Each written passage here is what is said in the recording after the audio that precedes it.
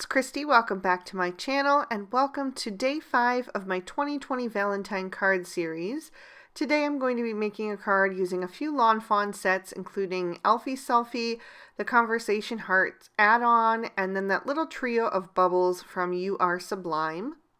I'm using an inspiration photo for today's card for our latest Lawn Fanatics challenge, and it features some watercolored looking rainbow hearts. So I will be watercoloring today using my Zig Clean Color Real Brush pens. And off to the side I've got some paintbrushes, some water, and some paper towels for blotting up any excess wetness. So I'm going to begin with my elephant and lay in some shadows with 093 Green Gray. I'm just going to work on the body at first because you do have to work quickly with these markers so they don't soak into the paper and then they don't want to move. And then I'm going to blend out with 091 Light Gray. And then I will dip my paintbrush into some water, tap it off on the paper towel so it's not soaking wet, and begin to blend out that color. Now, I did want to mention that the paper that you use is really important with these markers. The one that I prefer is the Bristol Smooth Surface. It has this coating on the paper that allows the ink to sit on top a little bit longer, so you have more time to work with it before it soaks in. Also, I have stamped out my images today using VersaFine Onyx Black ink, and then I coated that with some clear heat embossing powder and heat set that with my heat tool so that I have a nice raised border on the outside edges. This is an extra step you don't have to do, but I do find that it really helps to keep the colors contained, especially when I get to the hearts. You're going to see that the colors kind of stay in that little well that the raised embossing powder creates, and that's really helpful for images like that. I've moved on to the elephant's tail and head and just colored it the same way that I did the body. I thought that the head was a little bit too light, so I just went back in and added a little bit more of those markers and just blended that into the lighter area so it has a bit more definition to it. So I'm moving on to the hearts now, and I'm going to use 2 different shades for each heart. The first one I'm doing is 022 Carmine Red, and then I'm going to also bring in 025 Pink, just so I get kind of a different tone there, and then I'll color in one of the small hearts with that pink as well. And then I'm going to blend that out with my paintbrush once again. And I'm doing this because if you remember that inspiration photo, none of the hearts were one single color. They all kind of had a mixture in there. So I'm going to be doing that for each of the hearts. And then the paintbrush that I'm using is from the Silver Brush Company. These are the black velvet brushes, and that is a number 2 round. So next I'm going to use number 070 Orange and combine that with a yellow that's number 050. And then bring in my water to kind of just pull that color over to the left-hand side. I'm doing pretty much all of my shading over on the right and pulling to the left, and just making sure that there's some nice darks and lights in there. And I can go back and move any pigment around that is just settling a little too starkly on one side. Next up is number 047 May Green. And I'm going to combine that with number 042 Turquoise Green, and then just pull out that color once again. And I'm trying to make sure to pick out hearts that are not next to each other when I do these colors, so I don't have 2 of the same colors layered on top of each other. I really want to spread the color out throughout that image. I did go back in and color one of the tiny hearts with that turquoise shade. I just used 1 marker for each of those little hearts because they're so small. Moving on to number 030 Blue, and this is a very deep, rich color, so I'm only going to use a little bit of that. And then I'll pull that out with 031 Cobalt Blue, again keeping a lot of white space because this one is such a dark color, so that I can still get some nice highlights. If I would have used too much pigment, you would just lose that lighter area. So you saw me even go back and dip my brush into the water to kind of remove some of that pigment from it so that I could get some light areas. And it did transfer a little bit of that pink into that heart, but since I wanted to have, you know, some different mixes of colors on there, I didn't mind that. I just took out the majority of it and left a little bit in there. The last two of the large hearts are going to be colored with 080 Violet and 082 Purple. And just like with the blue, I'm not going to add too much of that pigment because it is quite strong in these shades. So I'll just blend that out with some water. And then I will go back in and color the tiny little heart in the trio with that lighter purple shade as well. And then looking back at the inspiration photo, I felt like some of the colors were a little too bright, so I blotted a little bit up with a paper towel and then just went back into those darker pigments and pulled a little bit more out to kind of create a mid-tone. Then anything that was a little too dry, I just added a bit more water and then blotted that up once again. To finish up the coloring, I'm going to take number 021 Light Carmine and add a little bit that to the inside of the elephant's ear. And then I will also take a little of that pigment and give her a rosy cheek. Just kind of spreading that color over. I wanted it to be really nice and light, so I didn't add any extra pigment in that area, just with the paintbrush, not with the pen.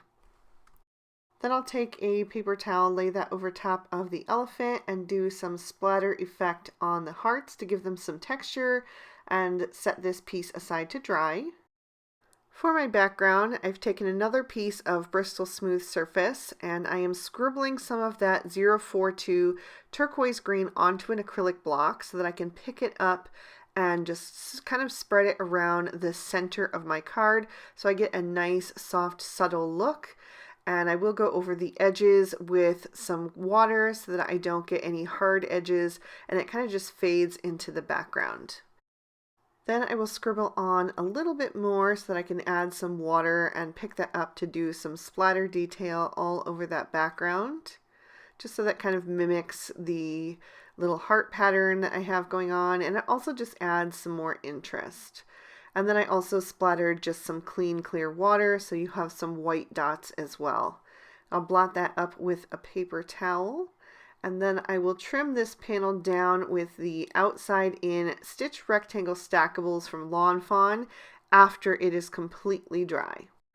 I'm also going to take the Scripty Hugs die from Lawn Fawn and trim that out of some narwhal cardstock. So I will pop those out of the dies. The outside in stitch rectangle stackables gives that nice stitching detail. And then that Hugs die cut I'm going to also pop out and just add that to my little dish with the images that are also now dry. I'm going to take a piece of black licorice cardstock from Lawn Fawn and treat that with a EK Success powder tool, and then stamp down my sentiment with the Versamark ink, and it says sending a big, and then I'm going to coat that with some clear embossing powder and then bring a paintbrush to those words, and I'm going to erase the letter A in the center there. I want to create some more black space between those letters, and I want my sentiment to say sending big hugs.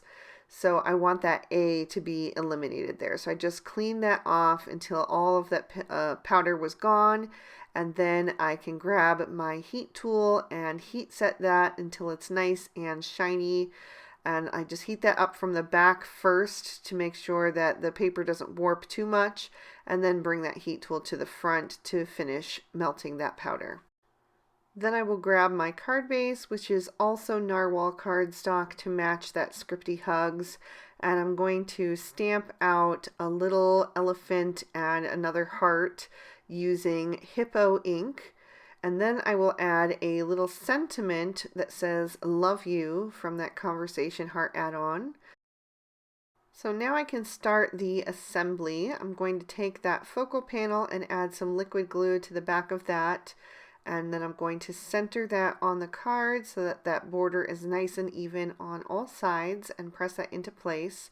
Now the cardstock is a little bit warped from that watercolor, so I'm going to grab a couple of acrylic blocks and just set those on top to help that dry nice and flat. And then once it is, I will take that Scripty Hugs die first, and I'm going to add some small dots of liquid glue all over the back of that so that there's not too much so it doesn't seep out around the edges. Then I'll take my reverse tweezers and pick that up and carefully line it up at the bottom of the card. I'm going to build my card from the bottom up just to make sure that I have all the spacing correct. And I added an acrylic block over top of that to help that dry flat as well. Then I can begin to add in my images, and I'm going to start with that conversation heart add-on. I've added some Scotch 3M foam tape to the back of that to give it some nice dimension, and I'm just going to see where I want that to go. I want to make sure to have enough room for my elephant right on top.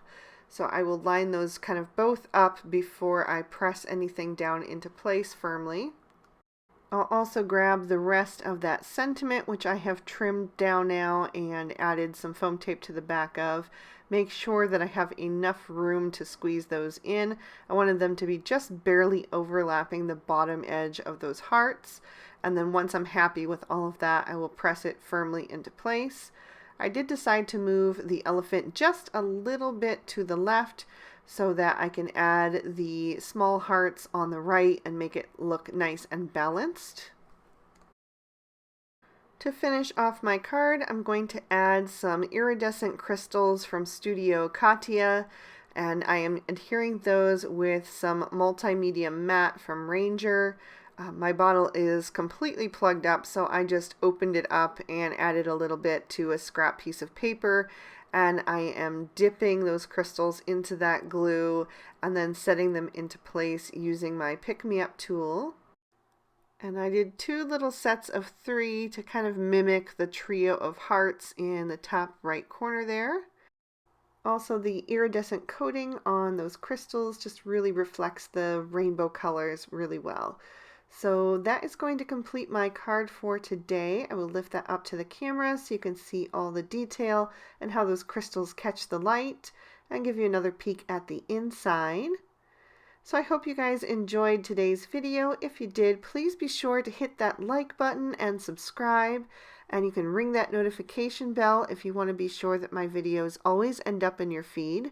Also, you can leave me a comment down below. I love interacting with you guys down there.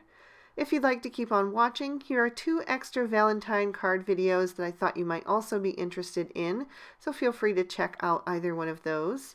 I hope you all have an absolutely amazing day. Bye-bye.